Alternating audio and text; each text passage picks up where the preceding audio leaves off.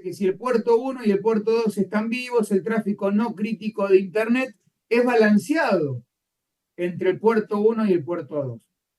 Sin embargo, el puerto 2 solamente debería utilizarse si el puerto 1 no está disponible. Esto es una especie de acceso a Internet de backup. Bueno, ¿cómo hacemos para comprobarlo? Está un poco más complejo esto, porque habla de balanceo de cargas entre los puertos 1 y los puertos 2. Eso significaría, un paquete sale por el puerto 1, este es el FortiGate, entran paquetes por acá, un paquete sale por el puerto 1, un paquete sale por el puerto 2, un paquete sale por el puerto 1, un paquete sale por el puerto 2. Ya es bastante más complejo. Entonces, ¿qué vamos a hacer? Vamos a abrir varias consolas de línea de comandos en nuestro cliente y le vamos a hacer un ping al 8888, al 8844, al 4222, al 4223, 4 o lo que fuere. Vamos a producir mucho tráfico hacia Internet, con la intención que al ver una captura de paquetes, podamos ver que algunos paquetes salen por un puerto y otros paquetes salen por otro puerto.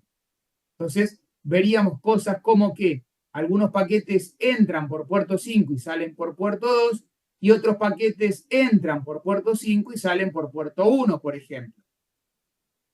Que vimos que no era lo esperado. Entonces, vamos a comprobar cuál es el estado de salud del puerto 1, del puerto 2. Vemos que ambos están vivos, flechita verde para arriba. Vemos que ambos tienen métricas bastante parecidas, 0% de paquetes perdidos, latencias prácticamente idénticas, el jitter idéntico. ¿Qué hacemos? Bueno, podríamos hacer un diagnose debug flow para ver de qué se trata. Podríamos explorar la tabla de sesiones a ver qué es lo que pasa. En algún momento vamos a terminar llegando a la conclusión que las sesiones no están siendo procesados por la regla de SD-WAN que tiene que procesarlo, y que en definitiva está siendo procesado por la regla de SD-WAN implícita, la última que está en la lista, y que, recuerden, se comportaba como si fuera una ruta ECMP, Equal Cost Multipath. Y ese es el problema. Como no hay nadie arriba que esté haciendo match con esta regla, con este paquete, no hay ninguna regla de SD-WAN que haga match con este paquete y decida por dónde lo manda, actúa la regla implícita, que es la de balanceo de cargas, justamente. Ahora, una de las cosas que nos decía, acá hay un tema importante que surge de la lectura de esto.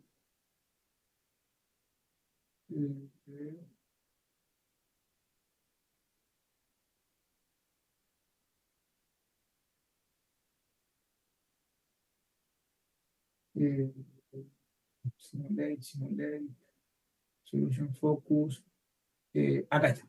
Hay una ayuda que nos da la guía y nos dice, préstenle atención solamente al FortiGate 1, no se metan en cosas raras y no hagan cambios en ninguna otra cosa y en ningún otro dispositivo en la red.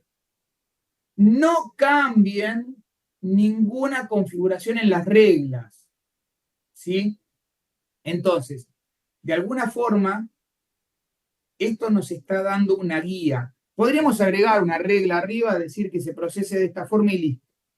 Pero en este caso en particular nos está dando una pequeña ayuda a la guía y nos dice, no modifiquen las reglas. Entonces, dado que no hay reglas arriba y que es procesado por la regla implícita, que funciona como SMP, y me dicen, no agregues una regla, lo que tenemos que hacer es romper el Equal Cost Multipath. ¿Y cómo lo hacemos? Cambiando la prioridad del puerto 2. lo habíamos visto al principio de la lección cuando hablamos de interfaces miembro. ¿Cómo hacemos? Vamos a la interfaz miembro y al puerto 2 le ponemos un valor numérico a la prioridad elevado, de modo tal que en definitiva sea menos prioritaria, que esta ruta sea preferida solamente cuando la ruta principal no está disponible. Volvemos a nuestro ping, volvemos a nuestra captura de paquetes y ahora sí vamos a ver que todos los paquetes entran por el puerto 5, salen por el puerto 1 y nunca van a parar al puerto número 2, por lo menos mientras el puerto 1 esté vivo. Entonces, podríamos probar de bajar el puerto 1, ver que el tráfico vaya al puerto 2 y eventualmente después podríamos ver que el tráfico vuelve a pasar al puerto 1. Ahora, también la ayuda nos da la guía nos da una ayuda y nos dice que en el momento que el puerto 1 se cayó, las sesiones TCP que estaban establecidas, y acá otra ayuda, por ejemplo, un SSH, se caen durante el failover, hacen timeout. Y esto es a lo que hacíamos referencia antes. ¿Sí? La sesión se cae por timeout. ¿Cuál sería el comportamiento esperado? El comportamiento esperado sería que las sesiones TCP existentes pasen al puerto 2 una vez que el puerto 1 se cae. Comprobémoslo. Bueno, hacemos un SSH desde un cliente a algo en Internet, utilizando este usuario, utilizando esta contraseña, y lo dejamos ahí. Ahora simulamos una caída del puerto 1, apretamos un par de enters en nuestro cliente y vemos que el cliente se quedó congelado. La sesión SSH no responde. Por supuesto, esta sesión no está pasando, no fue movida al puerto 2. Bueno, entonces, hemos comprobado lo que decían. Vamos a ahora ver qué es lo que está pasando. Volvemos a levantar el puerto 1, volvemos a reiniciar la conexión al SSH y empezamos a mirar qué pasa. La sesión ya está establecida, salió por el puerto 1, estaba todo bien, pero de repente dejó de funcionar. Vemos en la tabla de sesiones, ubicamos la sesión que tenemos que ubicar, vemos que la sesión está que se puede ensuciar, vemos cuáles son los gateways de entrada y de salida, vemos qué política de firewall la está manejando, vemos que está todo más o menos en orden, ¿sí? ¿Qué pasa? Es más, vemos un poquito más abajo que está siendo procesado por una regla, por un miembro de SD-WAN, por una regla de SD-WAN, o sea que está siendo procesado por las reglas de SD-WAN, está todo bien. Sin embargo, sabemos que la sesión se cayó. ¿Qué vamos a hacer ahora? Vamos a tirar el puerto 1. Cuando tiramos el puerto 1, volvemos a hacer un listado de la tabla. Es más, apretamos un par de enters y el SSH se congeló nuevamente. Entonces volvemos a hacer un diagnose debug session y nos encontramos que la sesión está sucia y nos encontramos con que no se pudo restaurar, no se pudo recalcular el gateway. Entonces, lo que está pasando acá, tenemos un problema de la evaluación de la ruta. ¿Por qué razón no sabe por dónde salir? Continuamos la depuración, vemos qué es lo que pasa. Y como no tenemos idea de qué está pasando, vamos a nuestro viejo y querido Diagnose Debug Flow. En el Diagnose Debug Flow nos encontramos con que hace match con un Policy ID elevado. Verificamos que ese Policy ID coincide con una regla de SD-WAN. Y encontramos entre todo esto un mensaje que dice que está haciendo un drop porque el SNAT no coincide.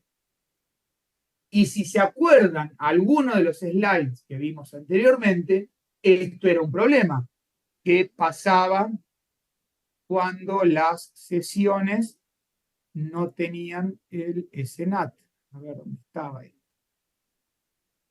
Static road, member, policy road.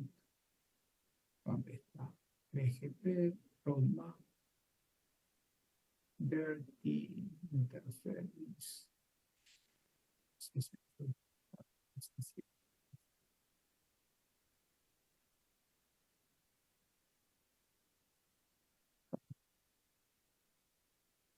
Bueno, ¿se acuerdan que había un slide donde hablábamos de las sesiones, ¿no? Y del NAT específicamente? Acá. Bien. En este veíamos que cuando una sesión tenía ese NAT y había un cambio de rutas, el SNAT no coincide y el firewall lo descarta. Entonces, lo que tenemos que hacer es habilitar el SNAT Route Change y, como les había comentado cuando hablábamos acá, utilizar un IP pool único para que este tráfico pudiera ser enmascarado siempre con la misma dirección IP y no con la dirección IP de la interfaz de salida. Ok, ya sabemos cuál es el problema. Entonces, para solucionar el problema, lo que vamos a hacer es asegurarnos que eso está modificado y vamos a fijarnos si está un pool, o sea, que el cambio de rutas está habilitado y nos vamos a asegurar que hace un IP pool asignado para justamente el cambio de interfaz sin que haya cambio de dirección IP. Vemos que en la política de firewall no hay ningún pool de direcciones IP asignadas, se está haciendo NAT, pero no hay pool asignado. Entonces, creamos un IP pool con lo que nos decía la guía, donde asignamos direcciones IP que se van a mantener estáticamente y le aplicamos la configuración del IP pool que hemos creado a la política que tenía habilitado el NAT, pero que no tenía IP pool. Volvemos a repetir todo el testeo de nuevo, o sea, levantamos puerto 1, establecemos la sesión SSH, vemos que funciona, tiramos abajo el puerto 1 y volvemos a hacer un diagnose debug flow y ahora sí vemos que el NAT coincide, no está habiendo ningún drop de sesión. Vemos también que la conexión SSH, porque teníamos el SSH abierto, continúa funcionando, responde, así que sabemos que hemos solucionado el problema. Problema número 3 nos dice que las sesiones que hicieron un fail over el puerto 2 no hacen un failback al puerto 1. Esto significa la sesión que acabamos de establecer a través del puerto 1, cuando se cayó el puerto 1 pasó al puerto 2, pero cuando se levantó el puerto 1 no vuelve al puerto 1 justamente. Volvemos a repetir todo de nuevo, captura de paquetes, entra por puerto 1, sale por puerto 1, entra por puerto 2, sale por puerto 2, y efectivamente nos damos cuenta que una vez que volvimos a levantar el puerto 1, la conexión sigue estando establecida a través del puerto 2. Bueno, volvemos a ver qué pasa con la sesión, volvemos a ver si la sesión se ensucia, si no se ensucia, si cambia el default gateway o no. Y acá vemos que el firewall, en este caso, una vez que se vuelve del puerto 2, o mejor dicho, una vez que se recupera la salud del puerto 1, el tráfico sigue pegado al puerto 2 y vemos también que no hay cambios o mejor dicho, no vuelve al puerto 1 porque no hay cambios en la tabla de rutas. Y eso se debe a la otra configuración que habíamos visto con el NAT, que era el SNAT Route Change. Yo les había dicho recién que era conveniente fijarse que esta característica estuviese activa y adicionalmente agregar un IT pool. En el paso a paso, la guía nos hizo agregar el IT pool, pero no hemos chequeado que esta configuración esté activa. Entonces tenemos que ir y activarla y volver a probar. Volvemos a probar y lo que vemos acá es que hemos comprobado que la sesión vuelve al puerto 1 y sigue estando activa. Volvemos a hacer la captura de paquetes y ahora sí vemos que en la captura de paquetes el tráfico se lo ve pasando nuevamente por el puerto 1. Genial. Hemos solucionado el tercer problema que teníamos. Sin embargo, tenemos un cuarto problema. ¿Qué dice? Cuando el tráfico pasa por el puerto 1 y el puerto 1 se cae, todo el tráfico tiene que pasar al puerto 2. Mientras el puerto 1 está caído, todas las sesiones que se establecen a través del puerto 2 no se migran al puerto 1 cuando el puerto 1 vuelve a la vida. ¿Qué es lo esperado? Lo esperado es que todas las sesiones que se establecieron a través del puerto 2 se migren al puerto 1 cuando el puerto 1 vuelva a la vida. Y obviamente volvemos a hacer la prueba. Nos conectamos al SSH, qué sé yo, puerto 1, apagamos el puerto 1, vemos que todo el tráfico pasa por el puerto 2 y en este momento volvemos a iniciar una sesión en el puerto, volvemos a iniciar una sesión contra el mismo SSH. Esa sesión va a pasar a través del puerto 2. Vamos a tener dos sesiones habilitadas, una que se hizo a través, o mejor dicho, cuando el puerto 1 estaba vivo y empezó a pasar a través del puerto 2, y una segunda sesión que empezó a pasar a través del puerto 1 cuando el puerto, perdón, a través del puerto 2 cuando el puerto 1 estaba muerto. Ok. Entonces, vamos a ver si se produce la migración de las sesiones nuevas hacia el puerto 1. Para eso volvemos a levantar el puerto 1 y vamos a comprobar que la sesión que estaba establecida por el puerto 1 que se migró al puerto 2 volvió al puerto 1. Sin embargo, la sesión que iniciamos a través del puerto 2 sigue pegado al puerto 2. Y claramente no era lo que esperamos. Entonces tenemos que empezar a recuperar información.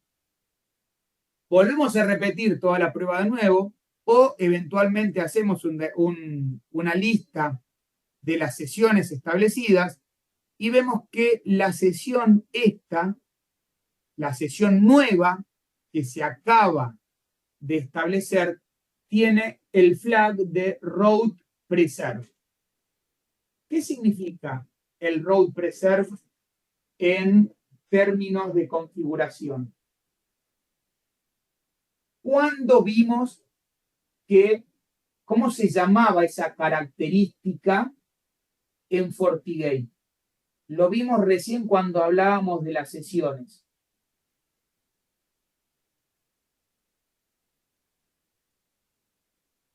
¿Se acuerdan? Cuando la sesión quedaba pegoteada a una interfaz. Pegajosa o algo así. Exacto, la sticky session, ¿sí? Quedaba pegoteada, quedaba pegajosa a la interfaz en cuestión. Entonces, el problema es justamente lo que nos dice acá en pantalla, que la pegajosidad está habilitada en el puerto 2. Todas las sesiones que se inician en el puerto 2 quedan pegadas a esa interfaz. Entonces, ¿qué tenemos que hacer? Deshabilitar esa característica y volvemos a probar. Con suerte, veremos que la sesión no tiene más el flag route preserve y cuando levantamos el puerto 1, una vez que la sesión había sido establecida a través del puerto 2, el tráfico ahora sí es migrado a través del puerto 1. Y así llegamos al final de estos dos ejercicios que nos proponía este laboratorio. Bien, eso es lo que ustedes hubieran tenido que hacer en este momento. Son las 4 de la tarde. Tenemos por delante la lección número 5, que son 2 horas de lección, de escucharme a mí hablar, y luego de un laboratorio parecido a este, donde ustedes van a tener que solucionar problemas, de 80 minutos.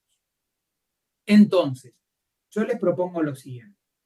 Hagamos un break de 5 o 10 minutos, hagamos una parada técnica, arranquemos con la lección número 5 de reglas durante 1 hora o por lo menos hasta la mitad del contenido de las reglas y mañana retomemos donde dejamos.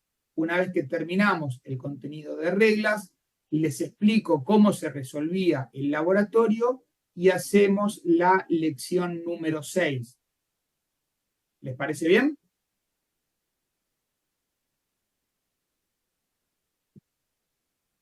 Sí, ok.